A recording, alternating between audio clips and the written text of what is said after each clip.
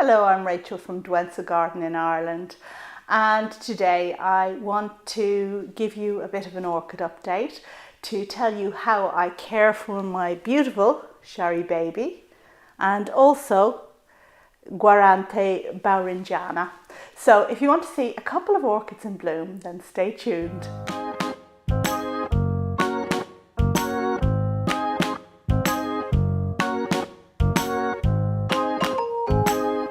Welcome back to all you orchid lovers out there, and I know there are a number of my faithful subscribers who love orchids and nothing more than orchids in the whole world, and I can say that I'm pretty partial to them myself. Now it's October, it's late October, and it's a very exciting time of year for us orchid growers because it's the time that cattleyas begin to spike. Not all of them, but a goodly number of them. And I can see sheaths poking up and buds beginning to come. Also, Oncidiums at this time of year tend to go through another flowering cycle. And I have some exciting stuff coming with my Roseoglossum, which has an enormous, great big flower head I can't wait to see in bloom again. But besides all that, what I do have is a number of my faithful flowers here that are in bloom at the moment, and I do want to share them with you. And it's hard to know where to begin, but I guess I could start with a couple of plants that were actually in bloom in the last orchid update video, which wasn't that very long ago. And I have two paphs. The first paph I have, which is that big boy up there, is a complex American hybrid.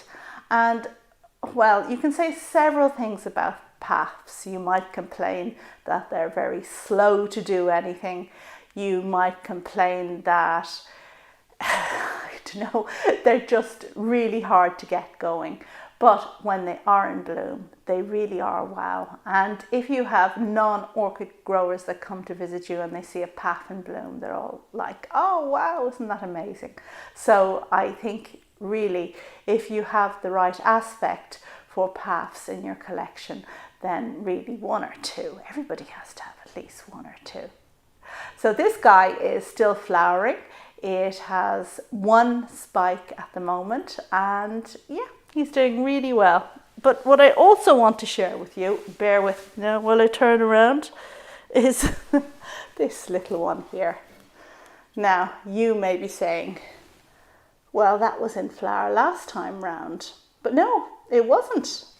This fan was in flower last time round, and this had a flower spike which is now gone. But this new fan has since produced a lovely, lovely little flower. And isn't that just sweet? So cute. Very perfect with the mottled purple speckles through that creamy white flower. A real little gem. I wonder, can I put it back without doing untold damage? Okay, so that's him. What I also have in flower is a Phalaenopsis, and this is Phalaenopsis equestris, which has, oh my goodness, it has so many flower spikes. I wonder, can you see? But the flower spikes seem really flattened, and there are a lot of them this year. Now, when I saw this first, I thought it was fascination, which is a term for a condition that plants can periodically get, whereby the stems can flatten and become quite abnormal looking. You get it in cactus, you get it in various perennials. And it did seem to me from what this plant was doing that it might be a case of that. It's nothing to worry about generally, although certain clones are prone to it more often than others. But I think it's just a once-off, if anything, for this particular little phal. And it has so many pretty little gems of flowers opening and coming. And there are other spikes too, one of which is producing a keiki, and those have finished flowering, but it really is lovely.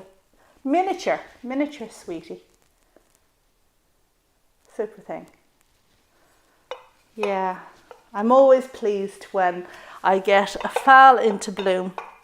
I guess many of us have that association with our very first orchid, which no doubt was a phal. What else would it be? It's how we all started. But the really good news, I suppose, is before we get on to the good news, let's just talk a little bit about Prosthechea cochleata, which is the cockle shell orchid. And I always forget to show this in my updates because it's always in flower. It's never out of flower. Now, as you can see, I have a rather large plant at this stage, so it always has several spikes. A couple of months back, it was awash with them, but I think it might be kind of winding down a little bit now. And the way the spikes work is they come up and then it flowers and then that fades and then you get more flowers going up. So it's the tip that's always in active flower. And I've got 3 spikes at the moment. 4 spikes at the moment, yeah. So I think it's a very reliable orchid. And if you're looking for perhaps a first foray into the Cattleya alliance, because Prosthechea is in the Cattleya alliance, then this might be a good one to start with. It doesn't have the big blousy flowers that Cattleyas normally have, but it's easy to flower, it's very reliable, and just the fact that the flowers go on for such a long time has got to be worth a lot. A great plant. Now, what I also want to show you is my Sharry baby. So this gorgeous, gorgeous plant here is the very popular Sharry baby. And this is perhaps one of the first Oncidium orchids that any of us hear about. It's known for its beautiful flowers, pendant spikes that hang down, and for the scent. Oh my goodness, the scent. The scent is a mixture of chocolate and vanilla and is really, really quite sweet and quite wonderful. Now, having said that, I can tell you that my husband does not like the scent at all. I have no idea why, but he doesn't like chocolate, so maybe that has something to do with it.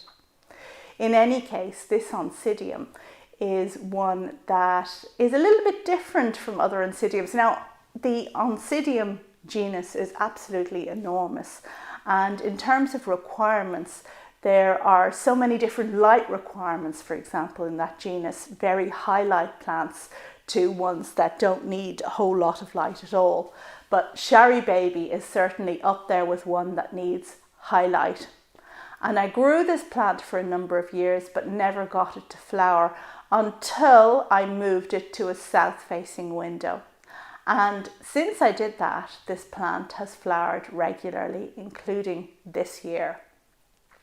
So I think very often we get into a rut with our orchids. We put it on a certain windowsill and we think, oh, that'll do you. I'm not going to move it again. It should be okay. So east facing should be okay for you, for example.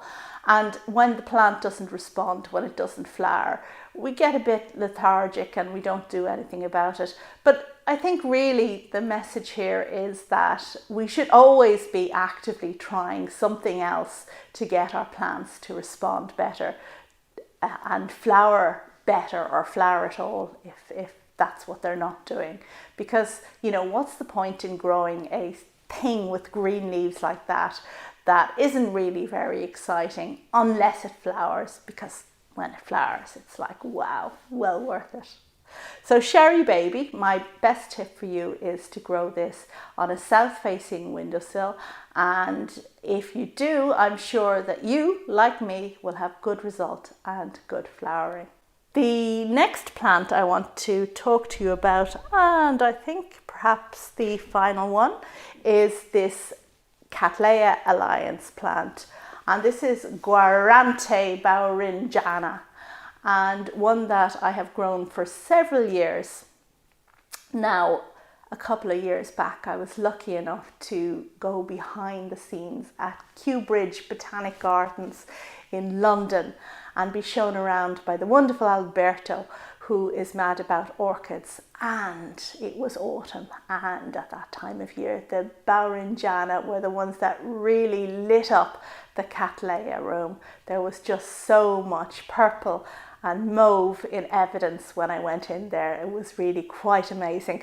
And I think up until that point, I hadn't really estimated bowringiana properly as being a worthy Cattleya alliance orchid, because the size of its flowers, it doesn't have giant flowers, if that rocks your boat, and it certainly rocks mine. And it doesn't have like a lot of small flowers that some types of orchids had. It's sort of in between. But when I saw them in Kew, certainly they stole my heart, and it was like, yeah, this is a great Cattleya to herald in the beginning of the Cattleya flowering season. And it made me look at my own plant in a different light from now on. Now, as you can see, my plant is fairly mature, and it only is producing one spike at the moment, but there is a second spike coming, which I hope will produce flowers a little later on. And indeed, this is what this Cattleya did for me last year. It produced flowers and flowered, and then took a little rest, and then I had a second flowering, which is really quite nice. It's an old plant, and you can see that some of the foliage has kind of spots on it, which aren't very attractive. Now, whatever kind of fungal thing that was, I seem to have overcome it, because the new growths have nothing of that in evidence, which is brilliant. So bowringiana, a super thing. This lives in my son's room on his bedroom windowsill, south-facing bedroom windowsill, and because he has a south-facing bedroom, the poor fella has to put up with orchids going on there. But I knew it was in spike, I knew the flower was coming, but then it just flowered, and he didn't even notice. Can you believe it? He didn't even notice that this beauty was in flower in his bedroom. Too busy playing the drums, I guess. So in any case, after it came into flower, I took it down and I placed it in a different room where I'll just enjoy it all the more, because that's what it's all about, isn't it? Okay, I guess that's really all I wanted to show you for the moment, but I am trying to make a concerted effort to make more orchid videos. Oh, before we go, I just want to give you a little glimpse at my white Cymbidium in flower in the greenhouse. So this is a cool growing orchid because it's a Cymbidium, obviously, and I keep it in the greenhouse at where it gets a minimum of 5 degrees in winter. So with the other Cymbidiums, it flowers regularly under those conditions, and it's looking pretty good. Just with 4 flowers this year, but 4 flowers at the end of October is a very good start to the Cymbidium flowering season, and I hope it will soon be followed by lots of different coloured flowers, the yellow and the pink and the black one, who knows, the green one. Lots of Cymbidiums to come. In the greenhouse, I also have Phylogeny and Laelia anceps, which has never flowered, the Divil, and also my Disa orchids, which do flower for me regularly. But I guess that's all I have to tell you at the moment. I will be trying to make orchid videos going forward. If you like this video and if you want me to make more orchid videos, then please do give it the thumbs up, and let me know that this is the kind of content you want. That's all for now. May you have a wonderful day, and may your orchids be full of promise for the season to come. Thanks for watching. Bye.